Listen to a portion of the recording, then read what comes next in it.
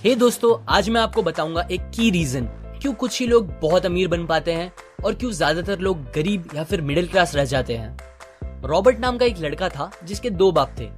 अब आप कुछ गलत मत समझिए, पहला उसका खुद का था पर दूसरा उसके दोस्त का बाप था जिसे वो अपना मुंह बोला बाप मानता था। पहले वाले ने पीएचडी की थी पर दूसरे ने कभी 8th भी पास नहीं की थी। दोनों बहुत ही स्मार्ट और हार्डवर्किंग थे पर दोनों की सोच बहुत ही अलग थी और दोनों रॉबर्ट को अलग अलग बातें सिखाते थे। पहला बाप बोलता था कि पैसा सारे फसाद की जड़ है, पर दूसरा बोलता था कि पैसा ना होना सारे फसाद की जड़ है। पहला रॉबर्ट को हमेशा महंगी चीजों के बारे में सोचने से मना करता था और कहता था कि वो हमारी हैसियत के बाहर है। दूसरा उसे कहता था कि वो सोचे और अलग अलग रास्ते ढूंढे जिससे वो सारी महंगी चीजें खरीद सके। ये करने से उसका दिमाग तेज होगा और नए आइडियाज भी मिलेंगे। पहला उसे कहता खूब मेहनत कर, अच्छे से पढ़ लिख ताकि तुझे बड़ी कंपनी में नौकरी लगे और तू बड़ा इंसान बन पाए। दूसरा कहता था तू खूब पढ़ मेहनत कर पर खुद की कंपनी खोल ताकि तू खूब सारी नौकरियां लोगों को दे पाए। रॉबर्ट के पास एक एडवांटेज था, उसने अपने दोनों बापों को अपनी अलग अलग सोच के साथ बढ़ते और उनकी तरक्की देखी। उसने अपना दिमाग लगाया और अपने दूसरे बाप की बातें मानी और फॉलो की, जो कि बाद में मायामी फ्लोरिडा का सबसे अमीर इंसान बना और उसकी सिखाई बातों से उसने खुद करोड़ों कमाए, जबकि उसका पहला बाप जिंदगी भर गरीब रह गया। सबसे इंपॉर्टेंट बातों में से एक बात जो रॉबर्ट ने अपने अमीर बाप से सीखी वो थी फाइनेंशियल लिटरेसी, जिसका मतलब है एसेट्स और लायबिलिटीज के बीच का डिफरेंस जानना। अब आप गौर से सुनिए, ये नॉर्मल कॉमर्स में सिखाए गए मीनिंग से थोड़ा अलग है। रॉबर्ट ने काफी इजी शब्दों में उसका मीनिंग बताया है, जो कि कुछ ऐसा है। एसेट्स कोई भी वो चीज होती है जो आपको पैसे बना के दे या फिर आपके जेब में पैसे डाले, और लायबिलिटीज वो चीजें होती है जो आपके जेब से पैसे ले ले या आपके पैसे खत्म करे। अमीर लोग इसीलिए अमीर होते हैं बिकॉज वो अपने एसेट्स बनाते हैं, जबकि मिडिल क्लास लोग बस लायबिलिटीज पे खर्च करते हैं। मिसाल के तौर पर रमेश और सुरेश नाम के दो दोस्त थे। दोनों सेम पोजीशन और सेम सैलरी पे काम करते थे। जब भी उन्हें सैलरी मिलती, रमेश अपनी सैलरी से नए कपड़े, नए गैजेट्स, नया फोन, बाइक या कार ऐसी चीजें खरीदता था जो उसे अमीर जैसा फील कराती थी।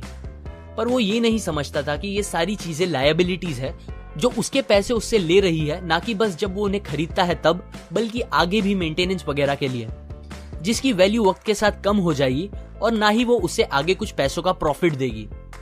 बट सुरेश ऐसा नहीं था। वो ये सारी चीजें नहीं खरीदता था जब तक कि उसके लिए बहुत जरूरी ना हो वो चीज खरीदना।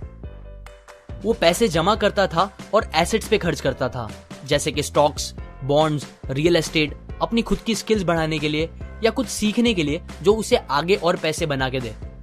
2 साल बाद सुरेश करोड़पति बन गया, जबकि रमेश वैसे का वैसा अपनी कम सैलरी को कोसता रह गया और कहता था कम सैलरी उसके मिडिल क्लास होने का रीजन है। एक गरीब इंसान का कैश फ्लो कुछ इस तरह होता है, उसे पैसे मिलते हैं और फिर वो पैसे उसकी जरूरी खर्चों में खत्म हो जाते हैं। एक मिडिल क्लास का कैश फ्लो थोड़ा सा अलग होता है, उसे पैसे मिलते हैं, वो पैसे जरूरी खर्चों और लायबिलिटीज में खत्म कर देता है।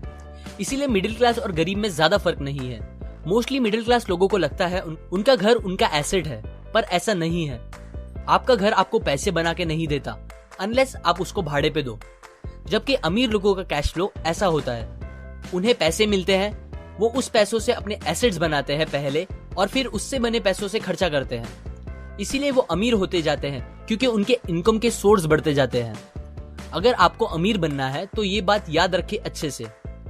इस बात से फर्क नहीं पड़ता कि आप कितना कमा रहे हैं, बल्कि आप उन पैसों को कैसे और कहां खर्च कर रहे हैं, ये इंपॉर्टेंट है। आपको कंज्यूमर की सोच से बाहर आकर इन्वेस्टर की सोच अपनानी पड़ेगी।